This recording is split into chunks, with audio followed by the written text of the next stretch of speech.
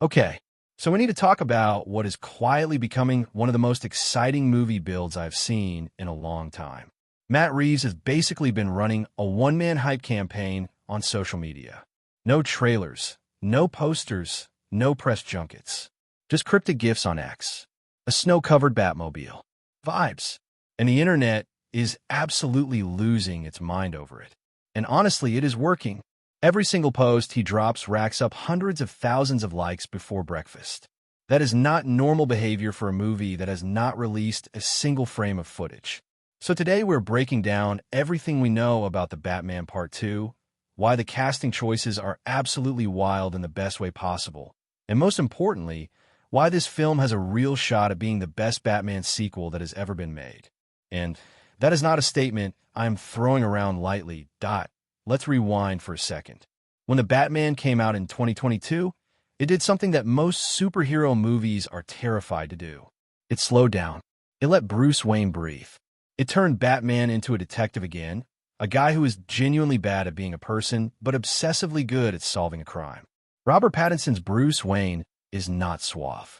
He is not charming. He journals. He broods in dark corners. And somehow, that made him one of the most compelling versions of the character in cinema history. The film pulled in $772 million worldwide and completely reinvigorated what a Batman story could look like on screen. Then came The Penguin on HBO, which deepened the world even further and left fans absolutely starving for the next chapter. Now production on Part 2 officially began in spring 2026. Filming is underway in Glasgow and Liverpool, and the release date is locked in for October 1st, 2027. And Reeves has described the script as something that feels, in his words, new and dangerous. That phrase alone has been living rent-free in my head for months. Now let's talk about this cast, because this is where things get properly exciting. Returning from the first film, you have Robert Pattinson as Bruce Wayne, Jeffrey Wright as Commissioner Gordon, Andy Serkis as Alfred, and Colin Farrell as Cobb, the Penguin. That core foundation is rock solid. But the new additions, where do I even start? Sebastian Stan has been confirmed, and based on everything we know, he is playing Harvey Dent, Gotham's district attorney.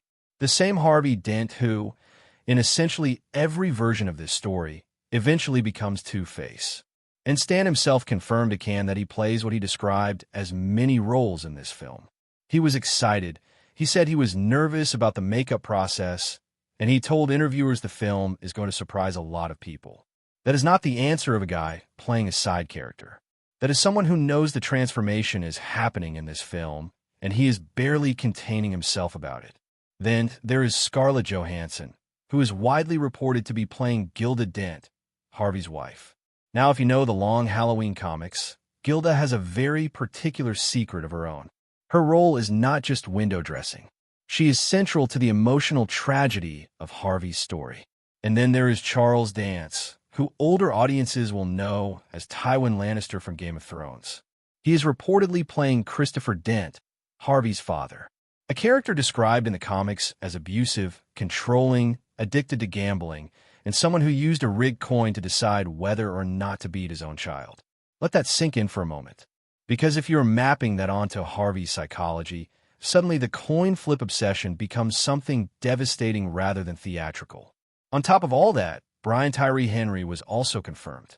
His role is unspecified, but given his range, whether he is playing someone good or someone deeply compromised, either direction is genuinely fascinating.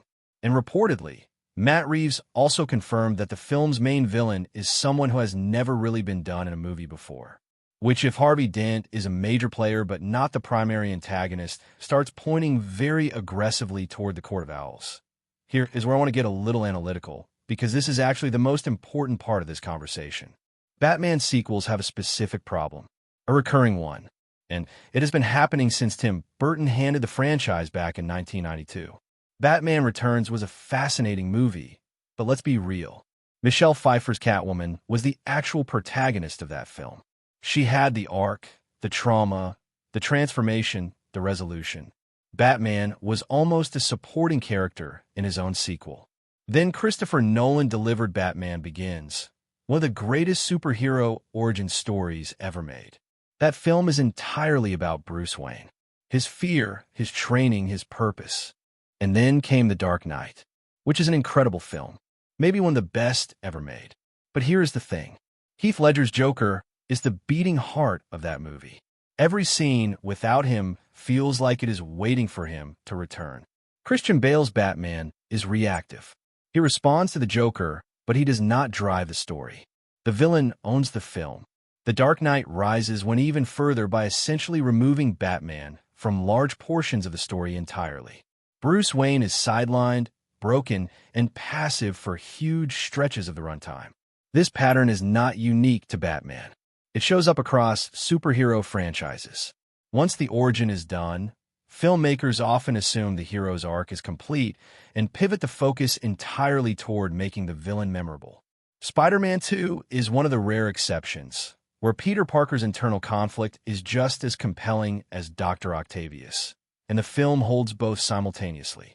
Reeves knows this history, and that is exactly why what he said recently is so significant. In an interview with The Hollywood Reporter, Reeves described the Batman Part 2 by saying the movie is very much a Batman movie, so its focus is on Batman and Bruce. He specifically said it is about taking Robert Pattinson through this next leg, and that the Rogues Gallery fits into that journey rather than replacing it. That framing is everything. He is not building a villain showcase with Batman as a framing device. He is building a Bruce Wayne story that uses the Rogues Gallery as the pressure that forces Bruce to evolve. And that is exactly what the first film did so beautifully. The Riddler, the Penguin, and Carmine Falcone all served a specific function in Bruce's psychological journey. They were mirrors. Each one reflected a different version of what Bruce could become if he lost himself to Gotham's rot. The snow-covered Gotham in Part 2 is already rich with visual symbolism. Winter in storytelling is rarely just weather. It suggests something dormant, something waiting to be revealed. And with the Dent family now at the center, the film has an opportunity to explore the corrupting power of legacy and family in a way that ties directly to Bruce's own inheritance of trauma. Think about it. Bruce Wayne is also the product of a wealthy Gotham family with dark secrets. The parallels between him and Harvey Dent are not accidental. They are thematically intentional. If Reeves is pulling from the long Halloween comics, which the first film already borrowed from heavily, then the story structure practically writes itself. Batman and Harvey starting as allies. Jim Gordon forming an uneasy triangle with them. And then slowly, systematically, everything falling apart. Here's the thing about great superhero sequels. They do not just raise the stakes in terms of the threat level. They deepen the internal cost to the hero. Spider-Man 2 worked because Peter Parker genuinely considered quitting. The Joker worked as a standalone because it stripped its protagonist down to nothing and rebuilt him as something horrifying. The Dark Knight is great despite sidelining Batman precisely because the Joker forces Bruce to confront the limits of his own code. The Batman Part 2 has the ingredients to do something those films could not fully do, which is give audiences a Batman sequel where Bruce Wayne is simultaneously the most compelling character on screen and the most emotionally challenged. With Sebastian Stan's transformation into Two-Face happening within this film, with a cast this strong surrounding Pattinson, with a director who has earned genuine trust from fans, and with a story drawing from one of the most celebrated Batman comic arcs ever written, the conditions are genuinely aligned. Reeves also made a comment that the villain of this film is something that has never really been done in a movie before.